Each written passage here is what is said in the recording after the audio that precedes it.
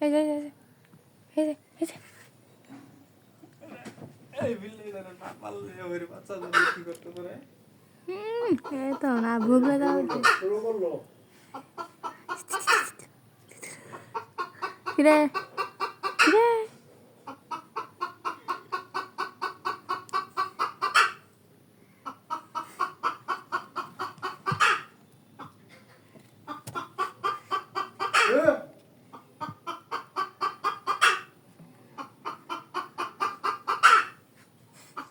এই দই দেখতে যাস না